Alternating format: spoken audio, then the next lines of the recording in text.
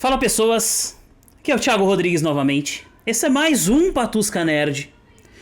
E hoje vocês devem estar se perguntando: cadê o resto da galera? Hoje só tô eu, porque o Bruno foi botar Botox, né? Foi colocar Botox. Faria Limer tem que colocar Botox, né? Poxa, curti. Queria também. Então, um botoxinho. O Pablo tá viciado em Splinter Cell. O Diego tá fazendo churrasco. O Arthur tá fazendo vídeo pro TikTok, né? E o Renan tá fazendo o que eu fazia há alguns meses atrás, que era trabalhar como imigrante. Então hoje só tá eu aqui, mas estou recebendo uma das pessoas mais incríveis que eu conheci recentemente. E quero deixar pra ela se apresentar, afinal de contas ela tem uma das melhores apresentações que eu também já tive que eu já vi no YouTube também. Então, por gentileza, apresente-se pro público do Patusca. Ai, fiquei nervosa, eu não posso errar minha apresentação. Oi, gente, meu nome é Fabrícia, ou Fizi para os íntimos. Eu sou atriz, designer, ilustradora, musicista e também uma grande apaixonada por audiovisual. E eu faço reacts no YouTube. Exato, e tá assistindo 3 dos animes mais que estão no mainstream já há bastante tempo: Naruto Shippuden, Demon Slayer, Attack on Titan, que são 3 dos maiores animes. Eu tenho minhas críticas com relação a Demon Slayer, mas são 3 dos animes mais vistos atualmente. E assim, Fabrícia, mas antes disso, antes da gente entrar no anime, eu quero perguntar pra você o seguinte: qual foi esse caminho pra você se tornar atriz? Qual foi esse caminho que você percorreu, suas inspirações desde o início, antes de você começar a cursar, seja no teatro, seja pra cinema, seja pra, né, tudo isso? Quais são as suas principais inspirações, a sua história até aí? Bom, obrigada pelo convite para participar do podcast. Obrigada pelo interesse em saber um pouquinho mais de mim. E o meu interesse na arte, na verdade, foi com desenho. Eu era uma criança que desenhava. Eu estava sempre com o meu caderninho, com as minhas canetas. Minha mãe me levava para os restaurantes, né? Quando eu era pequena, eu ficava lá no meu cantinho, quietinha. E eu acho que a segunda linguagem artística que eu me interessei foi a escrita. Naquela fase, né, que a gente começa a ler umas obras mais fantásticas, naquela época do Harry Potter, aí eu comecei a escrever as minhas coisas também. Mas a atuação, eu acho que o interesse veio nessa época, assim, quando eu era criança. Eu assistia televisão e eu queria me ver na televisão. Porque eu acho que tudo isso, né, independente do meio, se for animação, filme, mangá, história em Sim. quadrinho, eu acho que o que fascina é a história, né? É você mergulhar naquela história, naquele mundo, e você se ver na TV, né? Era uma forma de você também se colocar naquele mundo. Então, a vida inteira eu fui e voltei por várias dessas áreas, mas eu me reencontrei na atuação mesmo em 2019. Eu estava já com, 25 anos, eu acho.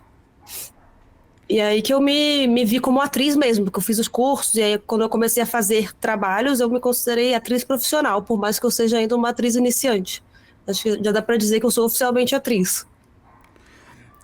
A arte ela é muito diversificada, né? Então, assim, você pelo menos tem um portfólio já bem legal, mesmo sendo iniciante, já tem uma boa experiência, né? E como foi trabalhar com Justiça 2?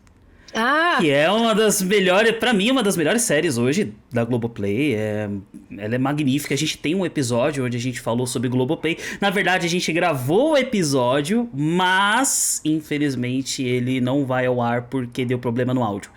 Mas a gente vai gravar de novo, né? Que a gente falou que a ideia era fazer um paralelo das produções da Globoplay com as produções da Globo Filmes.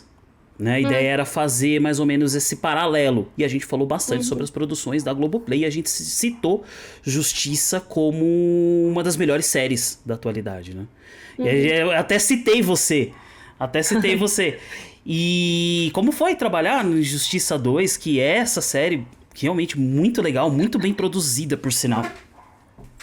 Eu assisti Justiça 1 e eu achei sensacional também. Muito bem escrito, muito bem atuado. Sim. Então, eu não lembro agora quando que eu assisti, se foi antes ou depois de fazer o Justiça 2. Mas foi uma coisa muito louca. Foi gravada aqui em Brasília, Justiça 2. Então, eu conheço muita gente que participou em algum grau da série, muita gente fez figuração, que é ser os figurantes lá. Mas um dia eu estava no meu trabalho, sentadinha lá no meu escritório, e eu recebi uma mensagem de WhatsApp de um número 021. Olá, Fabrícia, aqui é a produtora de elenco de Justiça 2. Você tem interesse em fazer uma participação? E Que eu legal. nunca respondi tão rápido, de verdade. No mesmo minuto, eu fui procurar conversa, no mesmo minuto que ela me mandou a mensagem, eu já respondi sim, quero.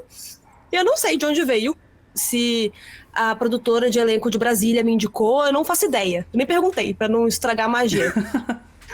Sei que ela me chamou e aí, dias depois eu fui gravar uma mansão aqui que eles alugaram para fazer umas. As cenas eram a casa de um dos protagonistas. Certo. E aí foi um dia, uma tarde assim de gravação. Eu recebi o texto no dia anterior e eu fiquei muito nervosa, muito nervosa. E Imagina. era assim, Injustiça, Justiça 1 foi assim, eu ainda não assisti Justiça 2. Mas a Justiça 1 eram vários personagens e você, às vezes, via a mesma cena na perspectiva de outro personagem, né? Sim. Então, eu fui fazer uma cena assim. Eu tive que decorar duas versões da mesma cena, com variações pequenas no texto. Então, é meio difícil decorar em cima da hora, ainda mais quando você tem que decorar dois textos parecidos. E aí, na hora ali, eu cheguei e tava a Maria Padilha, que era uma das atrizes da cena, Sim. tava se arrumando. E ela falou: Olá, bem-vinda, quer que eu passe o texto com você? E eu, claro, por favor. Porque eu tava assim, ó, minha mão tremendo, eu tava com dor de barriga. E enquanto a gente lia o texto, ela falou: Olha, você tá trocando algumas palavras. E tenta não fazer isso, porque pode dar problema, o pessoal pode não gostar. Porque tem diretor que é diretor e autor, às vezes eles podem ser um pouco mais rigorosos, né, com Mais o texto. exigentes, né? Tem alguns que não gostam que mude o texto porque eles escreveram tudo ali com algo em mente. E aí eu fico nervosa mais ainda, eu fui tentando decorar. E quando eu fico nervosa, eu falo muito rápido. Eu tava que nem, sei lá, sabe aquele filme, Deu a Louca na Chapeuzinho? Sei. Aí tem um esquilo, que ele é super assim. Esquilo Eu tava igual esse esquilo. maravilhoso. É É maravilhoso. Pra muito mim, bom esse a filme. melhor parte do desenho é esse. Ele toma um café, né? Ele fica ligadão. É. Eu tava o esquilo do Deu a Louca na Chapeuzinho. E e eu confesso também uma coisa. Eu postei no Instagram minha participação, eu peguei a cena, mas eu não assisti ainda. Eu não me Ah. assisti em Justiça, eu não tive coragem. Você tem Eu essa fiquei coisa, nervosa. você tem essa coisa de, eu não quero me assistir, não, acho melhor não, que não sei o que. Você tem essa de... Cara, eu achei que eu não tinha mais isso, porque de tanto gravar vídeo pro YouTube, eu me acostumei a me ver gravada. E quando eu fiz os meus cursos de atuação também, parte do curso é você se ver. Aí colocam lá sua cara enorme no telão pra todo mundo avaliar a sua atuação. Eu pensei, depois dessa eu tô com a casca grossa. Mentira, não estava. Porque eu acho que quando é profissional, primeiro que você está se vendo muito tempo na frente. Quer dizer, muito tempo no passado, né? Certo. Faz um ano que eu gravei. Foi em abril do ano passado. Foi em abril do ano passado, tem mais de um ano. Então me deu uma aflição pensar que era eu muito tempo atrás, porque eu já aprendi algumas coisas desde então. E lembrando que eu tava tão nervosa, eu fiquei com medo de ver e tá horrível, mas assim, se tivesse horrível, não tinham usado a cena. Então Claro. horrível não tá. Mas deu um nervosinho. E quanto mais o tempo passa, mais difícil fica ver. Mas eu vou ver. Eu pensei até em gravar, guardar a cena pra assistir em alguma live que eu for fazer um react de mim mesmo. Pô, isso é legal. Você fazer esses reacts assim e compartilhar as curiosidades da produção, porra, eu acho isso muito legal. Tem bastante. Tem alguns atores que já estão fazendo isso, né? Porra, e eu acho super legal fazer esse tipo de coisa porque você se aproxima até mais do público. Você ainda, aliás, você continua interagindo mais com o próprio público que tá te assistindo, né? Porque você já tem uma legião bem legal de fãs, né? Você já tem, já. Eu vi lá eu acompanhei algumas lives sua, né? Na própria Twitch. E tem um público muito bacana, bem cativo, né? Tem um pessoal que tá desde o comecinho, desde a primeira live. Então, tipo, É bem legal. então assim, isso te deixa mais próxima do público também. Fora que é legal, porra, assistir react, principalmente esses reacts mais naturais, assim, porra, eu acho muito legal, assim, então, porra, faz todo sentido, faz todo sentido. E além de anime, né, vamos falar um pouquinho de cinema, Eu tinha assistido o trailer de Letícia, eu ainda não assisti, mas tá, porque eu cheguei há pouco tempo, cheguei semana passada dos Estados Unidos, na verdade. Uhum. Eu cheguei na quarta-feira. Eu ainda não assisti, mas tá na minha lista que eu vou assistir ainda. Se não, essa semana, na próxima. E parece ser um filme muito bacana, assim. Então, qual foi a sua experiência? Você faz você faz ali uma coadjuvante, né? Ou uma coprotagonista mesmo. Eu acho que, não sei nem se chama coadjuvante, eu acho que tá mais pra elenco de apoio. É assim, eu não tenho um personagem com uma participação na trama, mas eu tô ali no núcleo de um dos protagonistas. Mas você aparece bastante no trailer. Eu apareço, né? Eu apareço em cenas que nem estão no filme. Você tá Tem uma brincando? ceninha ali, tem uma ceninha ali que não foi pro filme. E foi uma cena que eu gravei, sem brincadeira, acho que foram 30 takes.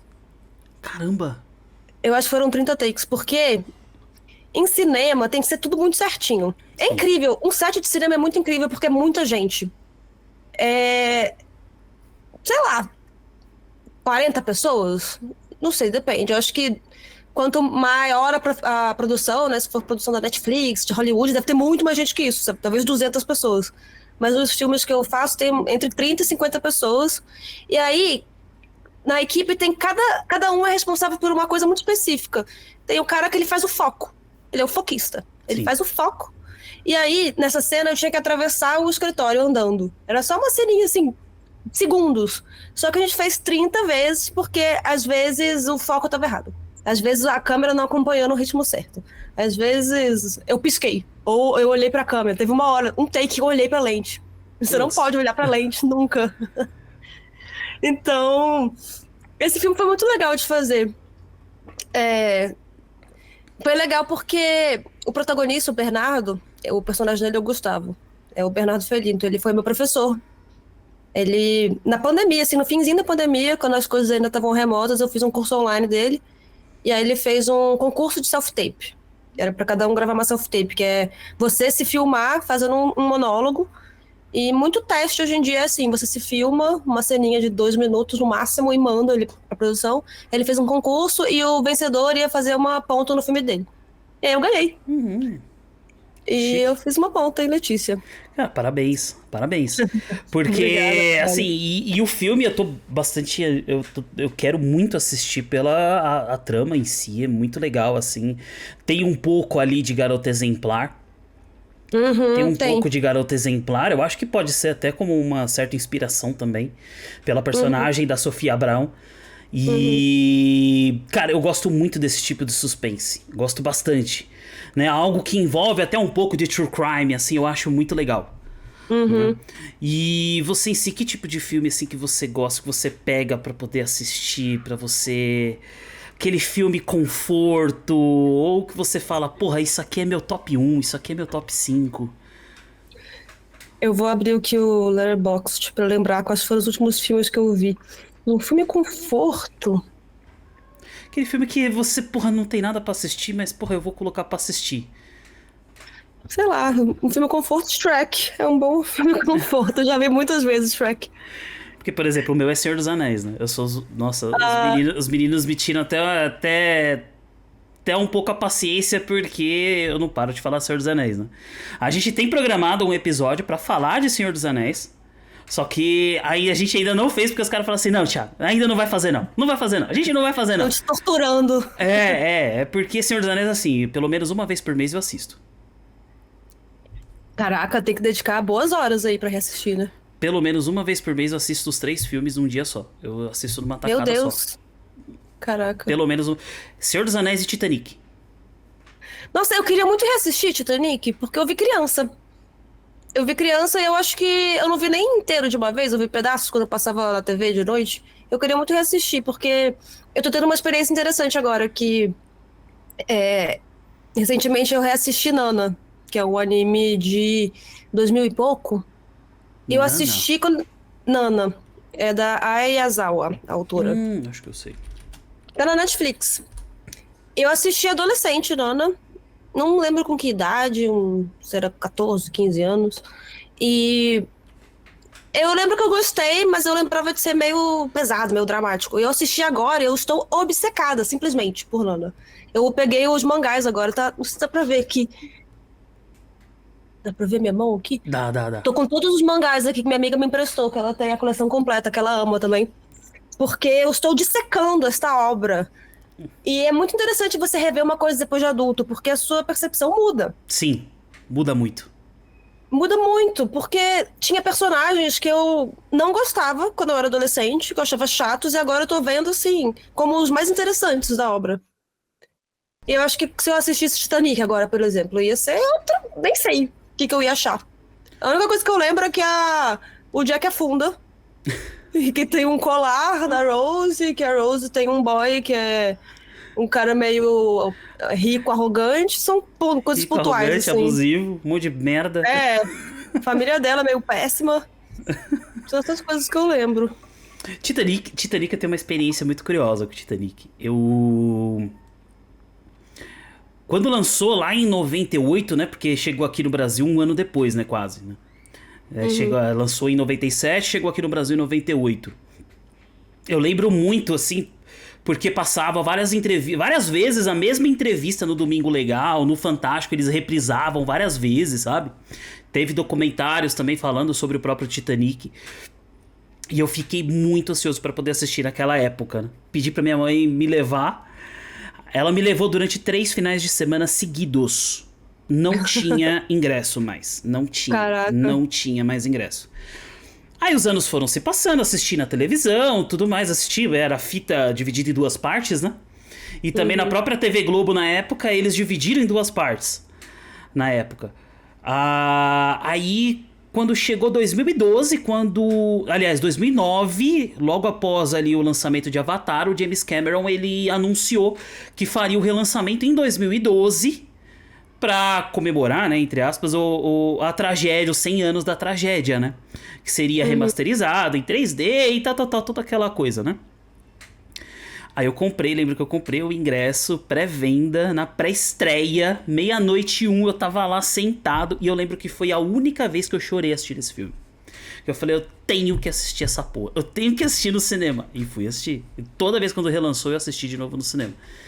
É outra experiência, né? É outra experiência. Titanic é aquele filme que você tem que assistir no cinema pra ter realmente uma experiência 100% completa. Mas por que você chorou? Foi a emoção de estar vendo esse filme no cinema? Ou foi a trama? Ou foi tudo ao mesmo tempo? Combinação disso. Eu acho que é muito mais pelo fato de era um desejo meu naquela época, desejo de criança ter assistido no cinema. Acho que foi mais pela experiência do cinema mesmo. Tanto que eu assisti de novo, depois que teve um outro relançamento, eu assisti de novo e não chorei. Mas eu acho que foi só mais por causa disso. Por mais que a trama seja emocionante e tudo mais, eu não tive... Não chorei assistindo esse filme, por mais que eu chore várias vezes. Porra, Naruto mesmo, se eu assistir Naruto, de novo aquela cena da ressurreição do Gaara, eu me debulho em lágrimas aqui. Porra, depois a morte do Jiraiya, então, nossa, eu chorei junto com você. Acharam que eu não chorei o suficiente, eu fui criticada. O povo também critica qualquer bosta. Mas eu fui reassistir ali depois, eu vi que tem uma lágrima que dá pra ver. Eu até printei, dá pra ver que tem uma lágrima ali descendo. Mas é muito pessoal, né? O que faz a gente se emocionar. Tem dias que a gente tá mais emotivo, tem dias que a gente tá mais, não sei, mais frio, mais fechado. Depende de muitas coisas. É que eu choro, com essas coisas eu choro muito fácil. Eu choro muito fácil. Eu chorei com Transformers. Primeiro Transformers.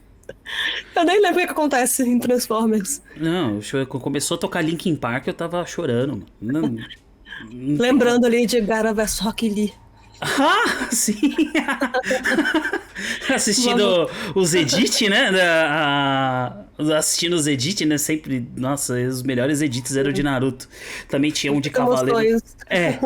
Também tinha um de Cavaleiros do Zodíaco também, que, nossa, era muito bom também, que os caras colocavam também o próprio Linkin Park. Linkin Park combina com tudo. É. Combina com tudo. E você sabe que eu nunca tinha reparado na letra de Numb. E eu acho que é Numb, né? A que toca no edit lá do Link do Gara vs Rock Lee. Numb. E. É, não é? É. Eu nunca tinha reparado. E realmente é uma letra muito sensível. Dá pra encaixar. Se você for prestar atenção, né? Tendo a letra, levando em consideração, dá pra encaixar em várias situações dramáticas, assim, de cenas de filmes e animes e etc. mesmo. E você como musicista? Já participou de banda? Já... Quais foram as suas experiências como em show, apresentação? Você já fez apresentação em bar? Eu já tive 3 bandas. Eu comecei a cantar escondido no banho, né? Clássico. Só que eu fui uma adolescente muito envergonhada mesmo, muito tímida. Então eu só comecei a me soltar quando eu entrei na faculdade. Eu acho que na faculdade eu comecei a encontrar outras pessoas que não se encaixavam também. E eu sempre fui meio assim, meio aleatória, porque eu sempre gostei de várias coisas pingadas. Então, como eu tinha vários interesses assim, eu sentia que eu não me encaixava nos grupos. Tipo, isso de anime, né? Eu via alguns quando eu era adolescente, eu jogava alguns videogames, mas eu não era gamer o suficiente, então eu não era otaku o suficiente, eu não era patricinha, eu não era roqueiro o suficiente, então eu ficava meio no limbo. E na faculdade a gente vê que tem um monte de gente que tá no limbo também, e todo mundo mesmo não gostando das mesmas coisas, todo mundo se identifica e fica amigo. Sim. Então na faculdade eu comecei a me encontrar mais. Eu fui ter minha primeira banda era um colega ali do meu curso, que a gente estudou design, desenho industrial. E aí a gente montou uma banda com os amigos dele da época de escola. Era uma banda de rock, assim, com umas influências um pouco de rock clássico e de um rock mais stoner, tipo Queens of the Stone Age, um pouquinho de Black Sabbath. E a gente fazia uns covers muito aleatórios também, tinha cover de A-ha. Caramba. Cover de aquela música Get Lucky, era do... Como é que é? Do Pharrell. Pharrell Williams com o Daft Punk. A gente fazia um cover disso, bem aleatório também, mas ficava bem legal no arranjo da banda. E aí, durou um tempinho, só que eu vou fazer intercâmbio em 2014. Eu e o outro guitarrista, a gente conseguiu a mesma bolsa do finado Ciências Sem Fronteiras. Sim. Bolsa do governo. Foi uma época bem surreal da história do Brasil. Eu me arrependo de não ter me inscrito naquela época nisso. Nossa, como me foi arrependo. uma oportunidade bem única, né? Porque Nunca depois mais teve algo assim. depois não teve mais, né? Acho que nem vai ter outra coisa assim, desse formato, porque a gente ia pro exterior com tudo pago. Com a faculdade paga, com a hospedagem paga, e ainda ganhava um dinheirinho pra comer, pra fazer outras coisas. E eu fui pra uma faculdade sinistra, fui pra Parsons, em Nova York, que é uma das melhores faculdades de design. E foi uma experiência assim, de vez em quando eu paro pra pensar, caraca, eu vivi isso, né? Eu não sei se eu... Na época eu acho que eu não reconheci quão grande era isso. Hoje em dia eu fico... Isso tem quase 10 anos, né? Vai fazer 10 anos em setembro. Tô velha demais, meu Deus. Tá na... Que nada. Tô velha. Velho sou eu, porra. Velho sou eu. Agora que eu pintei, as pessoas estão, meu Deus, ela tem 30 anos! Ah! Mas não muda nada, né? A gente sente que na pele não muda nada. Não muda nada. Eu também tinha essa coisa de falar, porra, depois que você fizer 18 anos, vai vir muita responsabilidade, vai vir muita coisa. Nossa. E depois que você completa 25 anos, você vai ver como muda, você vai ver como o corpo muda. Realmente, o corpo muda, você fica mais cansado, literalmente. Mas, depois dos 30 anos, então, nossa, pelo amor... Porra, eu já vou fazer 35 semana que vem, então assim... Não muda porra nenhuma. Acho que o que mais muda é o corpo mesmo. Agora eu caio no chão e me quebro. Faz sentido. Eu literalmente caí no chão uns meses atrás e quebrei meu cóccix. Uma coisa super idiota. Foi emocionante. Nossa. E como foi essa recuperação? Agora eu fiquei curioso. Como foi essa recuperação? Não pode engessar, então tem que ficar de repouso. Eu andava assim, que nem uma velha, de repouso. O máximo que eu fazia, tomando remédio pra dor, porque eu não tenho o que fazer também. Eu tomei um remédio bem forte, que tinha dias que eu não conseguia dormir de dor. Mas aí teve 2 semanas, assim, passou 2 semanas, eu fiquei de boa. Eu só não... Eu não posso fazer alguns movimentos, tipo, na academia, se eu inventar de fazer aquele abdominal que você, Sei. acho que chama remador, que você fica em pé e você Isso. senta, né? Aí eu não posso, eu sinto, aí incomoda. Mas fora isso, a vida é normal. Ah, bom, Só é bom não cair de novo. é É bom bom não evitar. cair. É bom não cair. Bom evitar. Prestar atenção no chão, né? É importante, não tropecem, não caiam em canteiros, venham onde vocês estão sentando. Dicas importantes. Mas, voltando à questão da banda, minha banda, a primeira banda acabou, depois eu tive outra banda que deve ter durado uns 6 meses. Que eu montei com os amigos porque eu inventei que eu queria ser baixista dessa vez. Aí eu peguei um baixo emprestado, porque eu tocava violão já. Quando eu tinha 13 anos eu fiz aula de guitarra, acho que por um ano. Então, assim, consegui me virar no baixo ali. Eu queria cantar e tocar baixo. Difícil. Porra. Era bem divertido. Só que assim, a gente fazia mais uma brincadeira, e uma hora a gente parou de se encontrar. E aí depois eu tive outra banda, que foi a Delphos, que foi minha última banda. Foi a banda mais profissional, digamos assim, que eu tive. A gente tinha uma mentalidade bem de tentar fazer dar certo. Era uma banda de synth pop, um pouco mais eletrônico. E a gente chegou a fazer alguns shows. A minha primeira banda também, a gente fez show assim. Tinha umas casas de show aqui em Brasília. A gente tocou algumas vezes. E aí com a Delphos a gente tocou num skate park, na frente da pista de skate, foi bem legal. Caramba. Foi nosso lançamento do EP ali. A gente tocou num barzinho também, a gente tocou muito pouco, porque teve pandemia, e com a pandemia a gente acabou. Porque eu até participei de um vídeo do canal do Aprofundo, um canal bem legal do YouTube. Eu E conheço esse aí, Aprofundo. o Lucas, o Aprofundo. O senhor Aprofundo é o Lucas. Ele é loiro, tatuado. Sim, sim, sim. Eu conheço. Eu conheço. Eu sigo. Ele é muito bom, muito. Os vídeos são muito caprichados, né? E aí a gente seguiu nas redes sociais, ele viu que eu tinha banda, ele me chamou pra falar um pouco sobre a minha experiência, porque uma coisa é você ver música como hobby, mas quando você tenta ver música e qualquer tipo de arte como profissão, você tem que lidar com partes chatas da coisa. Sim. E nem todo mundo nasceu pra transformar hobby em profissão. Essa é a verdade. Eu continuo amando música, continuo amando cantar. Eu canto direto ainda, gravo meus stories do Instagram cantando. Só que tem muita parte de ter banda que é você ser o seu próprio agente, você conseguir os seus shows, você fazer a divulgação na internet. Então, você se vê fazendo coisas que um músico grande, famoso, não faz, porque eles têm uma equipe que faz isso por eles. Sim. Eu não gostava de fazer essas coisas, eu queria só cantar e tocar, mas aí eu faço isso hoje em dia, mas na minha casa, de boa, de hobby. Tem coisa que dá. Tem coisa que a gente tem que guardar pra nós como um simples hobby mesmo, né? Que É, nem, por exemplo, você que é atriz, cantora, você é musicista e tudo mais, então, tipo, alguma coisa disso tudo pode guardar só como um hobby, porque depois que se torna uma profissão definitivamente, aí aparecem as boas e velhas burocracias, que são mais chatas, né? é. É igual a gente fala aqui no próprio podcast, aqui no Patusca mesmo. A gente começou como uma coisa pra se divertir, pra poder se reunir e conversar sobre cinema, TV e games.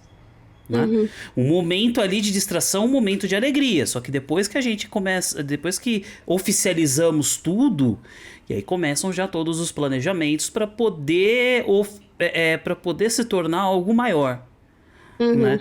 Então aí esse hobby acaba se tornando acaba se tornando mesmo uma profissão, algo muito maior, né?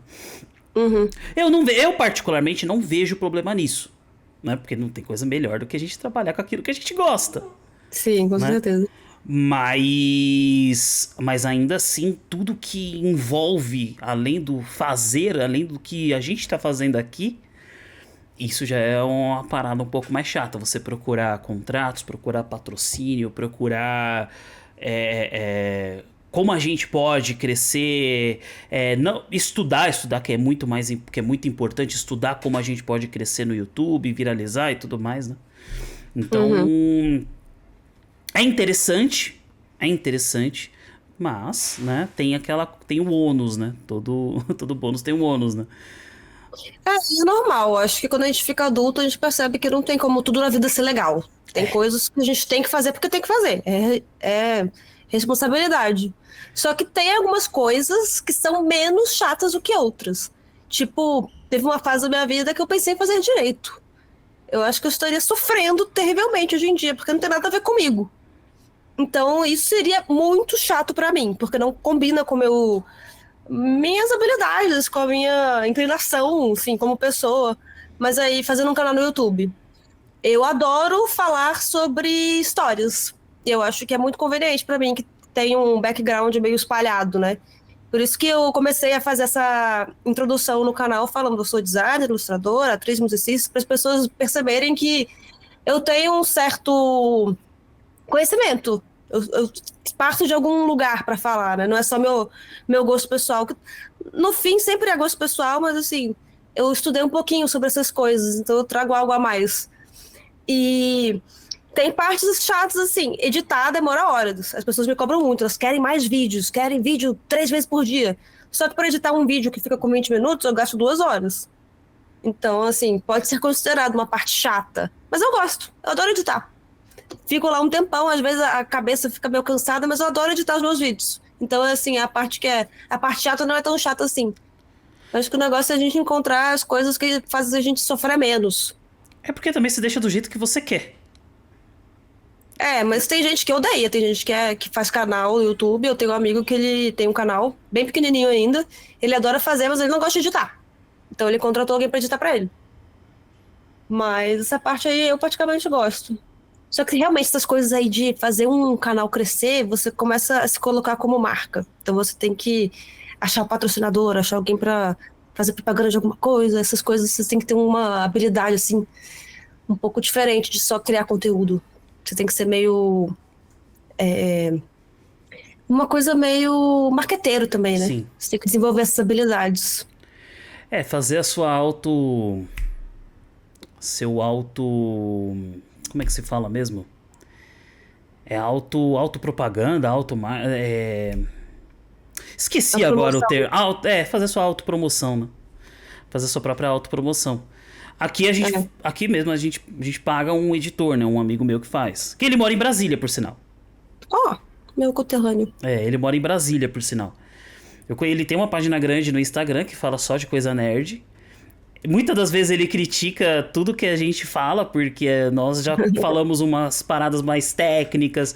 A gente critica mesmo o filme em si, por mais que a gente goste, né? Por exemplo, ele gosta muito de filme brucutu. Mas a gente sabe que filme brucutu não é lá grande coisa. A gente assiste por se divertir. Mas a gente critica, daí ele fica muito pé da vida, né? Porque a O gente que é o critica. filme Brucutu? Não Porra. sei o que é o filme Brucutu. Os filmes do Arnold Schwarzenegger, Sylvester Stallone, Rambo. Ah, tá, tá. Tipo, filme de Brutamontes, de homem fortão, É. dando tiro em tudo, batendo em todo mundo. Exato. Os filmes do Tom Cruise são Ah, considerados tá, filmes tá, mais tá. brucutus, né? Que a gente fala, né? Saquei, saquei. Entendeu? Então se você pegar a Arnold Schwarzenegger, porra, ele tem só alguns filmes que são literalmente muito bons, né? Agora, outros, Comando pra Matar, se você for pesquisar, assistir, porra, você vai achar muita coisa engraçada, mas o filme é horrível. O filme é horroroso em si. E eu acho importante fazer essa distinção, né? Que a gente pode se divertir, gostar e fazer uma crítica e Sim, analisar questões técnicas, que uma coisa não anula a outra, que às vezes eu fazendo react, né, tem gente que não aceita muito bem algumas coisas que eu falo, porque, eu acho que tem uma coisa meio assim, uma questão emocional, às vezes, um valor emocional. Então, quando as pessoas assistem uma coisa quando são mais novas, elas têm uma leitura diferente, ficam chateadas quando alguém critica uma coisa que elas gostavam. Mas sim. eu estou criticando, não quer dizer que eu não tô gostando. Não tem nada a ver uma coisa com a outra. Tem muita coisa que eu vejo que é horrível. Tem séries inteiras que eu assisto que são horríveis, mas eu vejo tudo. Então, assim, não é racional a gente gostar de uma coisa. Não. E não tem problema você falar que é Grey's Anatomy, tá? Não tem problema. Não, não é Grey's Anatomy. Eu nunca vi Grey's Anatomy. Não tenho coragem de começar. Muita coisa, né? É muita É coisa. muita coisa. Honestamente. Mas assim, pra falar um pouquinho da sua experiência até como escritora, eu li seu conto. Ah, Eu li seu Qual? conto, o que tá no seu Juan? portfólio, o Juan. O Juan. Ah, que legal. Eu li o Juan, achei incrível. Achei incrível. Por ser um conto geralmente é algo mais limitado. Uhum. Por ser um conto, a narrativa ela tá muito bem feita, muito bem escrita, muito bem ali, muito, né, muito bem montada. E qual foi o que te inspirou a escrever Juan, por exemplo? Que eu particularmente gostei muito, muito mesmo. Ah, que legal, O obrigada. que te inspirou a você escrever Juan ali? Foi sua própria experiência que você teve lá nos Estados Unidos, em Nova York mesmo? Nessa época do Juan, eu tava fazendo uma oficina de autoficção. Que eu tenho um professor que eu faço alguns cursos de vez em quando, o Danilo. Ele acabou de lançar um livro, inclusive, que chama Vai o que tá. É bem legal, já li. Ele gosta muito desse tipo de narrativa, que é autoficcional. É a sua vida, inspirado na sua vida, mas tem ficção junto. Certo. Então você parte da sua experiência pessoal e ficcionaliza em cima. Porque ele fala que a história tem que servir um propósito. Você tem que o foco sempre, o seu objetivo sempre é deixar a história boa. Então você não pode deixar a sua experiência pessoal limitar quão boa a história vai ser. E eu tava fazendo essa oficina e eu pensei numa experiência que eu vivi, que enquanto eu tava vivendo foi uma coisa, mas quando o tempo foi passando, eu fui pensando quão perigoso foi. Porque o Juan existiu. Eu conheci um Juan. E eu conheci o Juan igualzinho como eu escrevi no conto. Eu fui pegar um Uber e era o Uber Pool, que você pode dividir com outras pessoas para baratear, né, a corrida. Sim. E ele era um menino, assim, com uma idade parecida com a minha, ele era espanhol. E eu tava saindo sozinha, porque eu fiz um intercâmbio em Nova York, mas eu consegui um estágio em Los Angeles. Eu tinha me mudado sozinha, sem conhecer ninguém, eu tava sábado à noite sem fazer nada, eu achei um lugar pra ir, fui. E dentro do Uber eu dividi com esse menino, e aí chegando lá, eu me bateu um espírito aventureiro, eu falei, ô Juan, desce aí, bora fazer alguma coisa. E deu tudo certo, sim. O Juan, ele era uma pessoa normal, deu tudo certo, ele não era um maluco, mas no conto eu dou uma exagerada, né? Eu faço o Juan parecer um pouco mais esquisito do que ele é, ou então fico um pouco mais desconfiada do que eu realmente fiquei na vida real pra trazer um suspense. E foi um desafio um pouco desapegar das coisas que eu vivi de verdade, porque às vezes eu acho que a gente vive coisas tão legais na nossa vida, umas experiências são tão malucas, mas às vezes você tem que fazer alguma mudança pra beneficiar a história. Então meu professor falava, olha, deixa esse Juan mais vilanesco. E eu ficava com pena. Ai, coitadinho do Juan, ele é tão bonzinho. Aí você tem que separar na sua mente. Não, esse é um personagem, Juan. Não é o Juan da vida real. Que também chama Juan, porque eu acho que Juan é um nome muito bom. Então eu não quis mudar. Mas que legal, eu acho que dentre todas as coisas que eu faço, eu acho que escrita é a mais preciosa pra mim, é a que eu mais valorizo. Porque eu acho que é o sonho que eu ainda não realizei. Que eu já consegui trabalhar como ilustradora, já consegui fazer os trabalhos como atriz, já consegui ter minha banda. Mas desde pequenininho eu queria ser escritora e eu ainda não virei como escritora. Então acho que é a parte mais assim sensível pra mim. Mas você já tem E ideia do que você escrever, por exemplo? O tipo de história, ah, o tipo de conteúdo que você quer escrever já? eu tenho duas personalidades. É a que gosta de fantasia e a que gosta de drama autoficcional. Que eu tenho esse hábito antigo já de escrever diários e às vezes escrever histórias a partir de momentos do meu diário. Meu TCC na faculdade foi isso. No meu intercâmbio eu escrevi um diário por mais de um ano e meio e eu transformei num livro. E aí o projeto de design era esse, era criar um projeto gráfico para esse projeto de texto e fazer uma coisa bem amarradinha ali. Eu fiz Sim. tudo. Eu fiz o projeto gráfico, a diagramação, eu imprimi, encadernei eu mesma, eu costurei o livro com as minhas mãos, imprimi a capa de serigrafia num tecido lá, eu colei a capa no livro, fiz as ilustrações, eu queria que fosse tudo meu. Mas eu achava que primeiro eu ia lançar meu projeto de fantasia, mas aí me deu uma vontade súbita de fazer uma coisa mais autoficcional. Eu estou trabalhando nisso. E é muito louco, assim, porque eu fico pensando, né?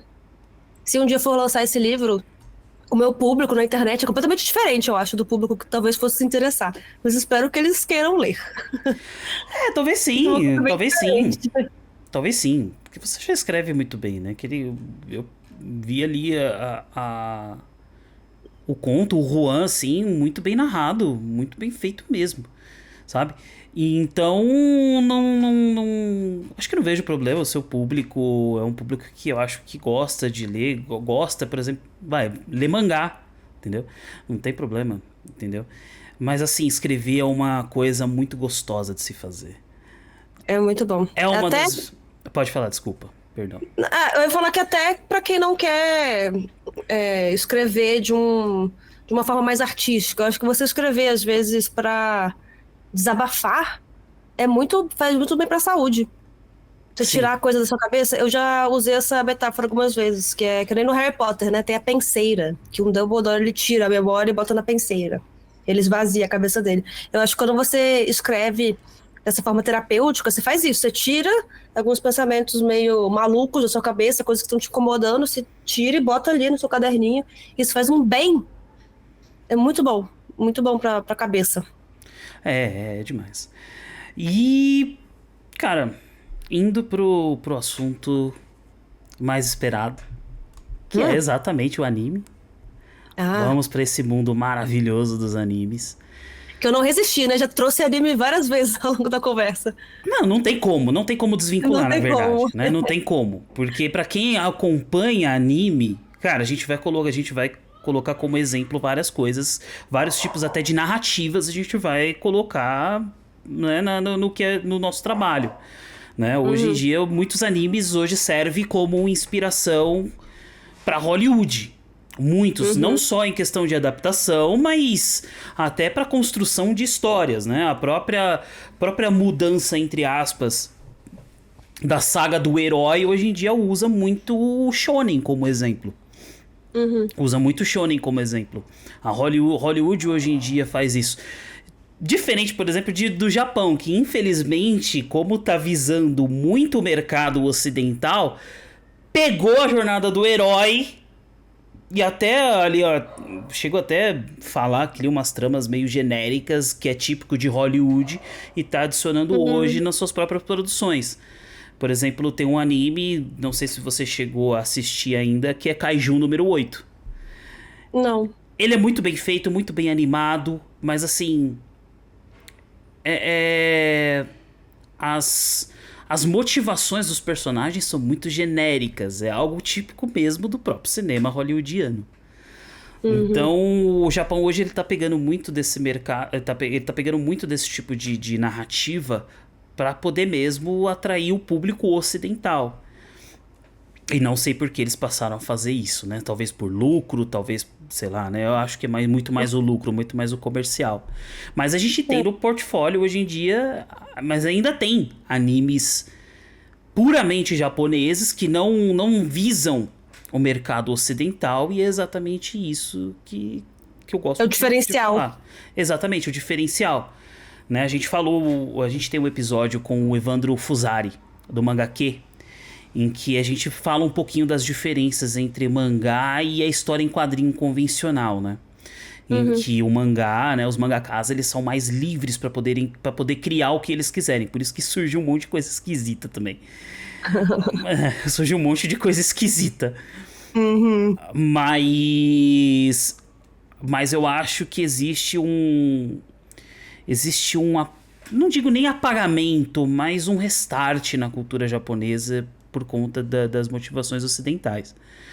Mas Uhum. indo pros animes que fizeram você gostar desse mundo, né? Desse mundo de anime. Você assiste desde criança, né? Uhum. A gente ali, Millennials, assistiu na televisão Pokémon, Digimon, Sakura Card Captors. E parte da minha iniciação, assim, na ilustração foi vendo anime que eu desenhava. A minha mãe desenha também. Minha mãe fez arquitetura e ela sempre teve facilidade para desenho. Então eu pedia para ela desenhar para mim e eu imitava o desenho que ela fazia. E eu lembro que eu fazia isso também com a animação da Disney. Eu assistia o Rei Leão e eu tenho essa memória vívida, que eu pausava a TV, eu pegava o papel, botava em cima e traçava. pra eu tentar desenhar depois. Então, eu acho que é um caminho muito natural pra quem gosta de desenhar, é gostar de anime, porque é tudo muito lindo, muito colorido. Mas eu acho.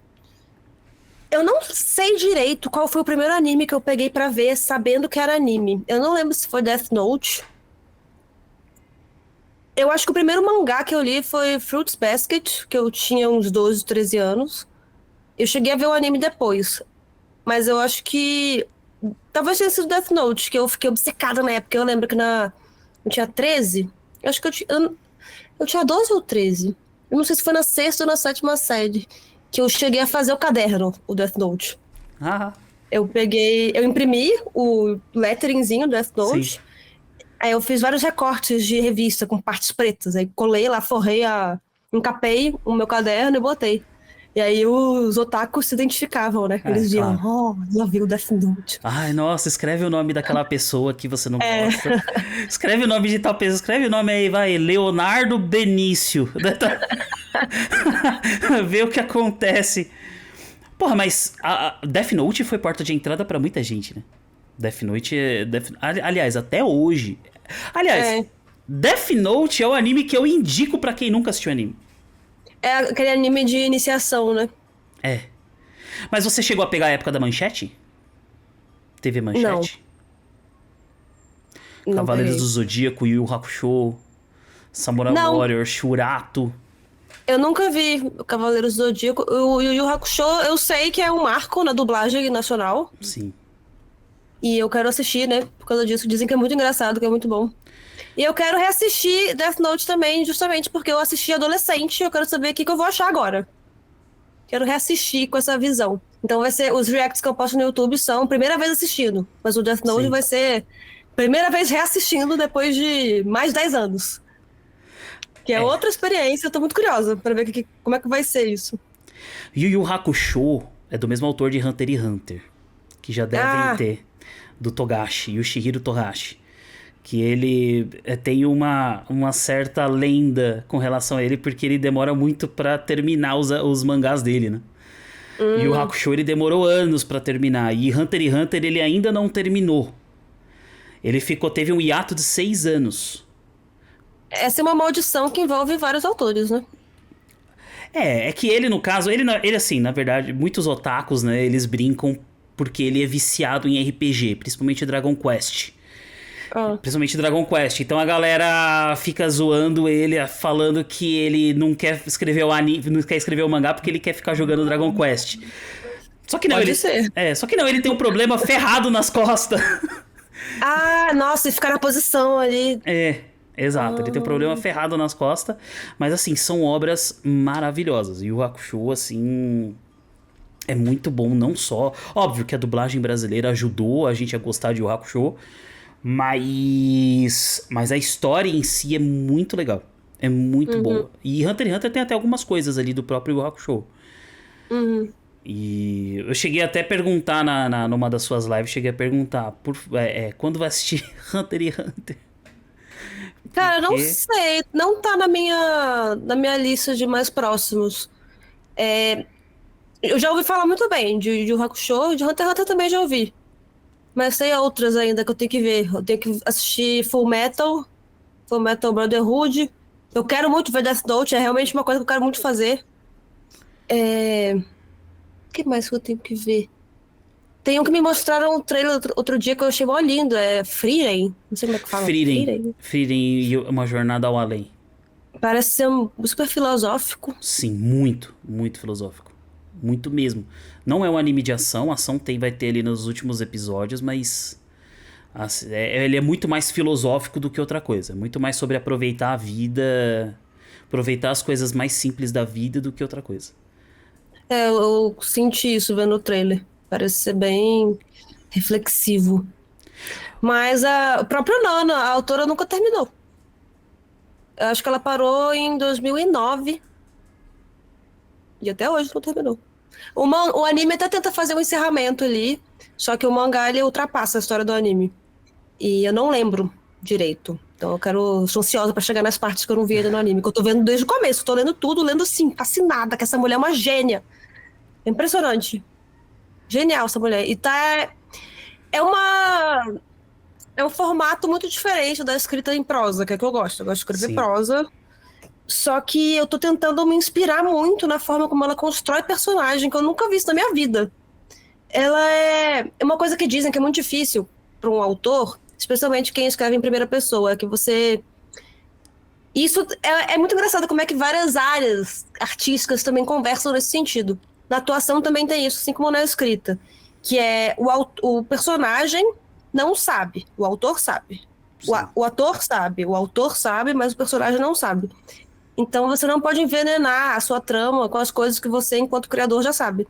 E essa mulher, a Yazawa, ela escreve assim os personagens de um jeito tão cru, todo mundo parece que tá vivo, todo mundo tá pensando ali por si só, tendo opiniões com base no que eles sabem, porque eles estão se julgando o tempo todo, e ela muda um pouco, às vezes, ela para de acompanhar os protagonistas para acompanhar os outros personagens. Cada um tá pensando uma coisa muito muito própria da experiência dele, e a personagem ela vai evoluindo também, a protagonista ela vai evoluindo de um jeito muito bem feito. Ela não ela não teve medo de fazer uma personagem desgostável. É uma personagem chata, irritante. Eu, adolescente, achei ela insuportável.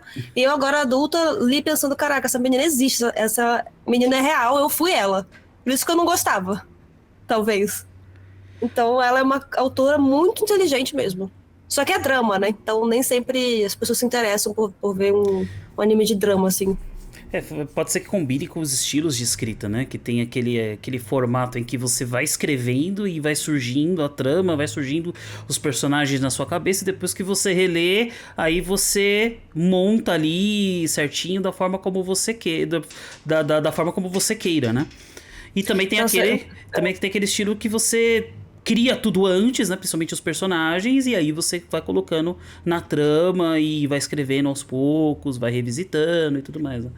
pois é, eu acho que em algum grau, antes de você começar uma história, você tem que ter alguma coisa delimitada ali. Você tem que saber o passado dos personagens, porque tem coisa que, se você inventar na hora, você se enrola depois. Mas eu queria muito saber qual que é o processo dela. O processo como é que é o nome dele? O do Naruto, o Ah, Kishimoto o também. Kishimoto. Eu queria saber também. Tem coisa ali que ele tem que ter decidido antes. Ele não pode criar uns plot twists assim do nada, porque tem coisa que tá. Ele tá dando dica desde o comecinho, né? Sim. Então ele já pensou ali, isso aqui, ó, esse personagem é isso, isso, isso. Aí daqui a 300 capítulos ele vai fazer aquilo. Você tem que ser um autor muito paciente. Eu acho admirável um autor paciente, assim, que ele tá segurando aquela informação e ele não vai revelar até chegar a hora certa. Tem que ser muito inteligente também. É, o Oda. Eiichiro Oda faz isso, O do One Piece, né? do One Piece. Tem coisa que foi mostrada no episódio 10 e que você só vai saber o verdadeiro significado depois de 1000 episódios. Gente, isso É é uma coisa, isso surreal. é surreal. Você ter o controle da narrativa, da sua própria narrativa, é um negócio que poucas pessoas têm. É, de Pouquíssimas fato. pessoas têm esse dom de controlar a sua própria narrativa, a sua própria criação, né? Uhum. O Kishimoto, ele fez isso muito bem, tanto no Naruto pequeno, no Naruto convencional, quanto no próprio Naruto Shippuden, na qual ele reuniu tudo isso. Então você é que assim, o problema de Naruto é a quantidade de flashbacks. É a quantidade de flashbacks. Obviamente que eles devem ter montado isso por conta das publicações. Mas mesmo assim, a quantidade de flashback é muito alta. Boruto, ele tentou arrumar isso. Só que acabou que Boruto se tornou muito monótono. Hum. Né? Boruto, depois quando você for assistir Boruto, você vai perceber essa diferença. É, se eu for assistir, não sei ainda se eu vou assistir Boruto. É porque o mangá tá melhor que o anime, né? Apesar que o anime melhorou um pouquinho. Mas Mas, o mangá do Naruto também tem os flashbacks? Eu achava que era mais no anime. Eu achava que era uma estratégia, um, pra encher linguiça e dois, pra relembrar também, porque pra ser pra uma audiência mais jovem. é que assim, os flashbacks, dependendo do flashback, é o que faz sentido. Por exemplo, o flashback da história do Jiraiya, aquilo foi perfeito. Muito bem colocado. Tanto que, assim, isso é a minha opinião, eu considero o arco do Pain o melhor arco de todos. É o melhor arco do Naruto e pra mim é um dos melhores arcos de todos os animes que tem. Porque a construção de todos os personagens ali, a ligação depois que tem, a ligação que esses personagens têm entre si. Eu não vou te dar spoiler, óbvio, eu não vou te falar spoiler. Não vou te dar spoiler, eu tô falando da melhor forma possível pra não dar spoiler. Mas a ligação que esses personagens têm, no caso, vou falar só até o Jiraiya. Que o Jiraiya tem com o próprio vilão, toda a construção ali daquele flashback, é um negócio surreal de bom. É um negócio, assim, muito bem escrito. E que poucos autores têm. Né? E os personagens ali são muito bem escritos também. Né? Toda a construção da Akatsuki também. Cada personagem tem a sua motivação, tem a sua própria motivação. Até mesmo um vilão cruel como o Hidan tem ali a sua própria motivação. Eu falei dele em algum react recentemente, falando sobre vilões, né? Que eu acho que um bom vilão é um vilão cinzento. É um que ele é mau porque ele tá fazendo coisas moralmente questionáveis e tá indo contra o protagonista, mas não é porque necessariamente ele gosta de fazer maldade. O Hidan é um vilão um pouco mais convencional, que ele gosta de fazer maldade porque o deus dele, né, o deus dele, a forma de agradar esse deus é fazendo sacrifícios. E tem uma coisa meio malucona também, então ele é um vilão divertido. Mas o Itachi, por exemplo, né? Ele é um vilão muito mais interessante no sentido de muito mais sofisticado, né? Muito mais complexo, mais profundo, com uma história densa. Mas isso pra mim é boa escrita também. É um autor paciente e que não tem medo de arriscar também. Nessa parte de vilão eu não vou entrar em Attack on Titan. Tá. Não vou entrar em Attack on Titan. Até pensei, eu falei assim, não, vou me segurar. Daqui a uns 2 meses. Eu posso falar sobre Attack on Titan. Então, daqui a um tempo a gente fala sobre Attack on Titan, a gente se encontra de novo, a gente fala sobre Attack on Titan, porque eu quero muito ouvir sua opinião quando você terminar de assistir sobre Attack on Titan. Nossa, dá pra ser um episódio sobre vilões de Attack on Titan só, porque é uma coisa que transcende um pouco o conceito de o que é ser vilão, né? O vilão ali depende da perspectiva. Por enquanto eu não sei ainda se vai ter um vilão mesmo. Vamos ver. Comecei agora a 4ª temporada. Vamos ver o que eu vou achar do final, essas coisas aí. É que Attack on Titan, ele mexe um pouco com essa perspectiva. Sabe qual filme fez isso brilhantemente, só que infelizmente a fanbase criticou e destruíram depois? Star Wars Episódio 8, o The Last Jedi. Porque eles mexeram com essa perspectiva de herói e vilão. O 8, qual que é? São os mais recentes? O da... A recente trilogia da Disney. Qual é o nome dela? Rey. Da Rey. Do Kylo Ren. Então o episódio 8, eu acho fenomenal o episódio 8, no qual ele mexe com essa sua perspectiva de quem é vilão e quem é herói. Principalmente numa guerra. Attack on Titan fala muito sobre isso, né? Exato. Você tá ali no meio do conflito. Você tá ali pra matar o seu próximo. Só que na visão dele, ele tá tendo a mesma visão que você. Na visão do próximo. Ele tem essa própria visão. Né? É que o Attack on Titan, ele acaba... Bom, né? Deixa pra lá. Território complicado. Território complicado, muito complicado. E bota complicado nisso. Mas sabe uma coisa bacana? Que até foi um dos motivos de eu ter tido a ideia de te chamar. É as suas análises que você faz, às vezes até utilizando a sua própria experiência em atuação nos personagens de anime. Nos próprios personagens. Né? Teve uma análise que você fez sobre o próprio Sasuke. Ele ter essa motivação dele querer matar o Naruto, sendo que ele ainda assim ele se segura. E você pega um pouquinho, você faz um pouquinho essa análise na sua própria experiência como atuação. Então, pegando esses personagens mais complexos assim, como que você descrevesse, se fosse mesmo, uma adaptação, vou colocar você como uma roteirista da adaptação do Naruto. Como que você pegaria esses personagens e construiria para o ator que você estivesse dirigindo?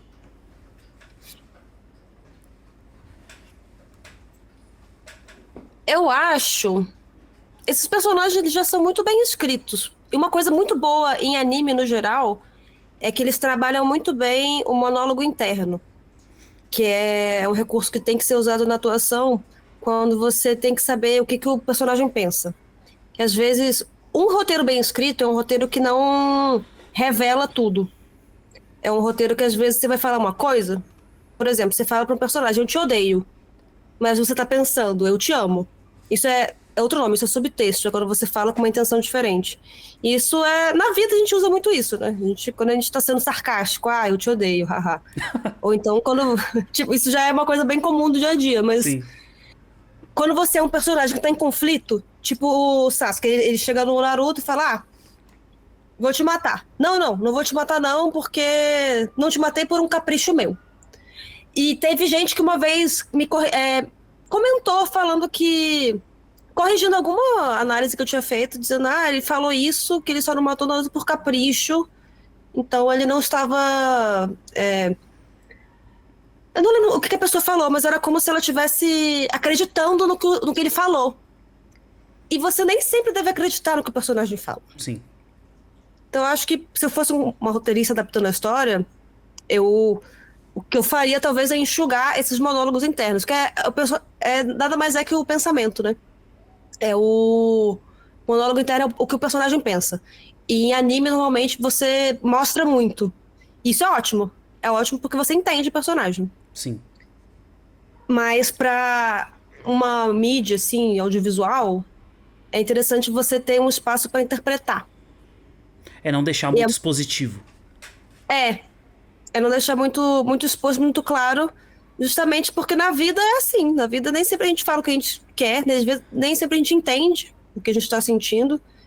E o pobre do Sasuke às vezes também não entende o que ele tá sentindo. Ele é um menino, né? No começo ele tem 13, 12, e agora ele tem 15, 16. E as pessoas falam, você passa pano para ele. Gente, ele é um adolescente! Ele é um adolescente traumatizado, coitado! Adolescente já tem seus próprios problemas, né? Ainda mais com um trauma desse.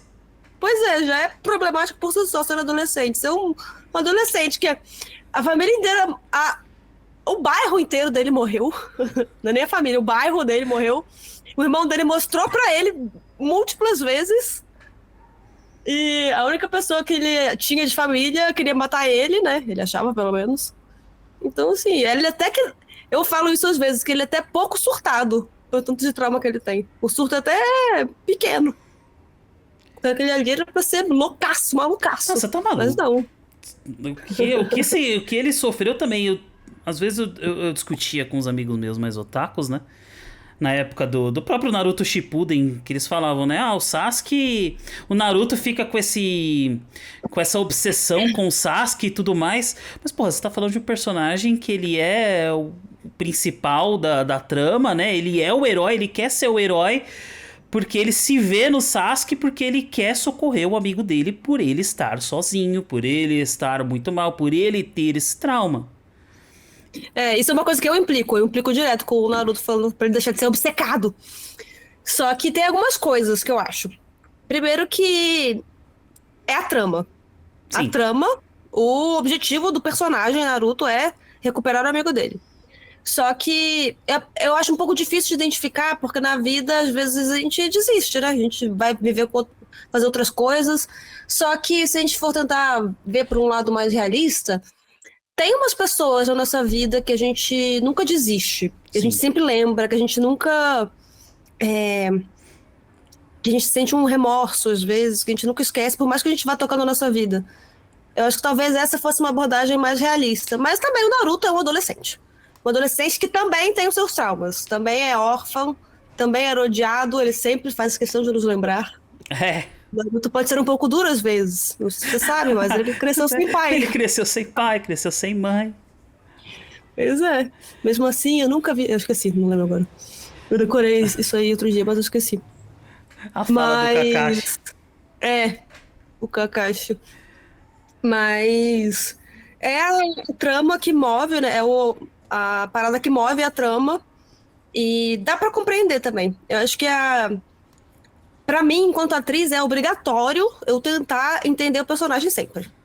Sim. Porque se eu fosse interpretar, eu ia ter que defender esse personagem sempre. A partir do momento que eu julgo o personagem, eu não sou mais o personagem, eu sou a atriz que tá fazendo o personagem.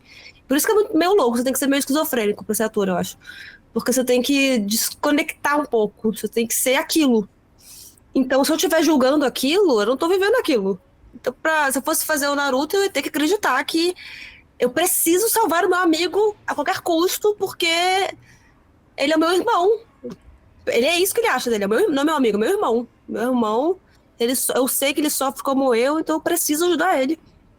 E eu até fiz um paralelo esses dias com Attack on Titan, porque em Attack on Titan é um contexto completamente diferente, mas em Attack on Titan chega um momento que os personagens também eles estão sofrendo quando eles percebem que tem algumas pessoas entre eles, na verdade são do outro time, né? Sim. Eles sofrem e eles demoram até aceitar, só que chega um momento que eles percebem, não, essas pessoas fizeram as escolhas delas. A gente tem que deixar eles irem. E eu brinquei, imagina se o Naruto fizesse isso, né? Mas não ia ter Naruto Shippuden. Não ia ter Naruto. Não ia ter Naruto. Mas assim, é interessante como o próprio Kishimoto escreve, que ele deixa isso um pouco de lado pra desenvolver os outros personagens, né? Ele deixa um pouco de lado, principalmente no arco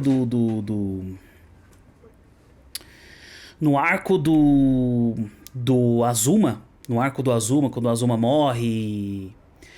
E aí Puta, agora esqueci o nome do amigo do Naruto lá. O Shikamaru? Shikamaru.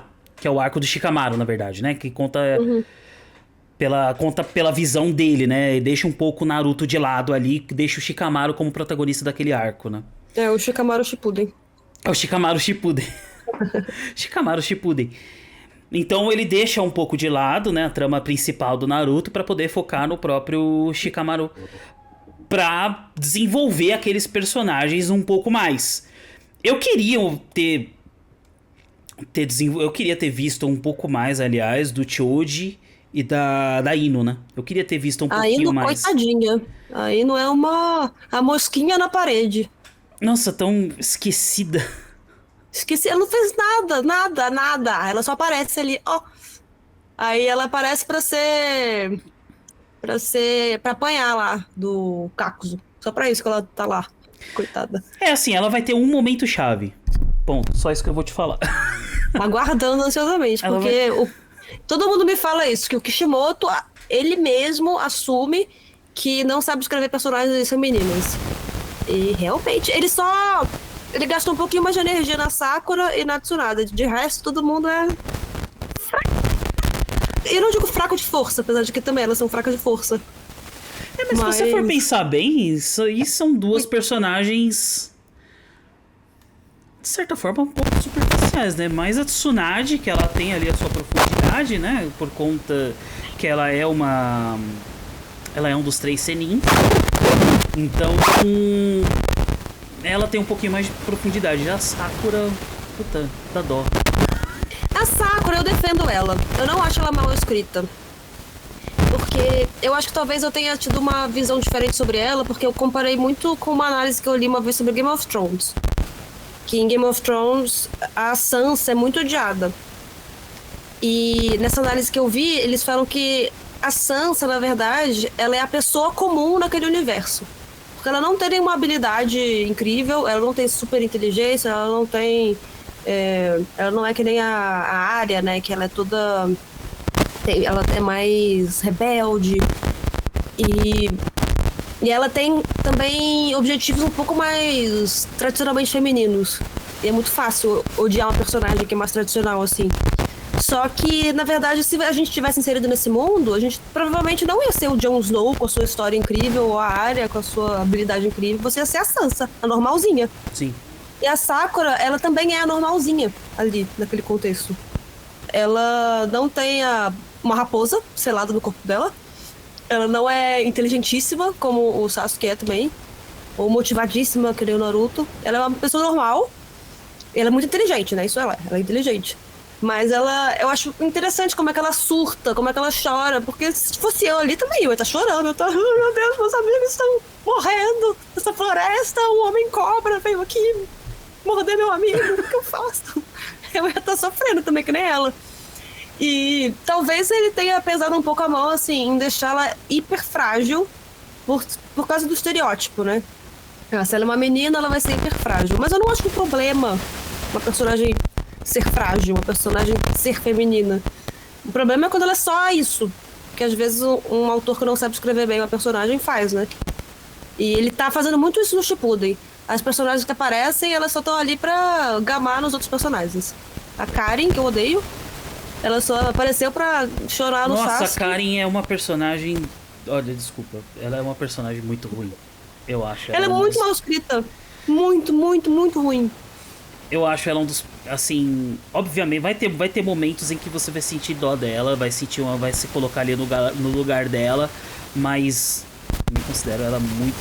E olha, não só ela, tá? Eu acho até o Jugo um personagem muito qualquer coisa. Muito qualquer coisa. Eu não curto muito não esse núcleo aí. Não, e olha... Só o Suigetsu que é o legalzinho. O Suigetsu, ele é interessante. Ele é interessante. Tem até umas participaçõezinhas um pouco maiores, assim. Mas tudo ali é movido... Tudo ali é movido pelo Sasuke. Tudo ali é movido pelo Sasuke. Tudo. Talvez o motivo do... Talvez o motivo do Kishimoto ter adicionado esses personagens seria, assim, pro Sasuke ver que ele pode ter amigos. Isso aí, até onde eu vi, parece que é bem isso mesmo. Eu vi ali a luta dele com o Killer Bee. E aí tem esse momento que ele se pega comparando, né? Esse novo grupinho com o grupinho da infância dele. Pra ver que o coração dele ainda não está completamente gélido. Sasuke, tadinho do Sasuke. É revoltado, coitado. Revoltado. Na sua emo revoltado. Bichinho, sofreu muito. Nossa, o cara matou o próprio irmão, sabe? Então, assim... Coitado. Nossa, que pessoinha. Pessoinha judiada, coitado mesmo. Bom, então é isso. Fabrícia, espero que você tenha gostado. Gostei. Foi bem legal o papo. Obrigada pelo convite. Fale suas redes sociais, onde a galera pode te encontrar, pode assistir seus reacts. No YouTube eu tô lá como Fabrícia Posada. Faço os meus reacts de Naruto, de Attack on Titan. Vou retomar Demon Slayer, vou começar Jujutsu. No Instagram também, Fabrícia Posada, no TikTok. Eu tenho um canal novo também, chamado Cortes da Fizz, escreve Cortes da FZZ. Que é... Cortes da FZZ oficial, eu acho. Que eu criei pra colocar uns pedaços da live que não cabem no meu canal principal. E acho que é isso só de rede social, né? Tem mais alguma? Acho que não, né? Instagram, YouTube... Twitch também. É Fabrícia Posada. Domingo tem live, inclusive, pra ver Attack on Titan. Boa. Então é isso, galera. Espero que vocês tenham curtido. O papo foi mais intimista hoje, só comigo e com a Fabrícia hoje, o papo. Talvez vão ter papos desse estilo futuramente. Sigam nossas redes sociais. Sigam meu perfil no Twitter, Thiago Rodbar. Porque lá eu causo o caos, né? E eu gosto do caos. O Twitter eu amo, por mais que muita gente odeie. Eu amo o Twitter. Eu odeio o Twitter. Não, eu passei a gostar, porque ali eu passei a me envolver no caos. Então, assim, eu não retinho ninguém. Eu, muito pelo contrário, eu gosto de tirar do sério quem faz hate. E isso é maravilhoso, né? É impagável. Isso é muito bom. Tornou-se o próprio agente do caos ali. Exatamente. Então ali eu faço questões polêmicas, também escrevo umas análises. Sigam as redes sociais do Patusca Nerd, onde a gente tem o nosso Instagram. Todo dia tem uma postagem diferente, tem um corte diferente dos nossos episódios. Sigam o nosso Spotify, onde a gente tem lá já... Hoje lançamos o 45º episódio, onde a gente fala sobre os últimos eventos dos games, que é o Summer Game Festival. E o Xbox Showcase, porque afinal de contas o State of Play da PlayStation foi uma bosta, né? Então a gente fala só do que foi bom, beleza? Então é isso, galerinha. Compartilhe com seus amigos, compartilhe com os amigos, com os colegas, com os inimigos. Pode compartilhar com os amantes também, não tem problema nenhum, tá? Compartilhe com seus amigos otakus que fazem cosplay, não tem problema nenhum também. Amo todos eles. Fabrício, agradeço demais a sua presença aqui no Patusca. Agradeço demais por você ter disponibilizado esse tempo, tá? Continue sempre com o seu trabalho na internet. Porra, tem muita coisa ainda pra rolar, eu espero. Tá de parabéns de verdade, tá? De coração mesmo, por uma pessoa que se tornou seu fã, tá? E é isso, espero mesmo que você tenha curtido. Gostei, obrigada. Amém. Espero que nossos canais cresçam muito ainda. E quem sabe, né, a gente se reencontre numa próxima conversa com... Tem que ter, né, quando eu terminar Attack on Titan. Um episódio inteiro só de Attack on Titan. Só de vilões de Attack on Titan. Exato. Exato. Então é isso, galerinha. Um beijinho no coraçãozinho de vocês. E tchau!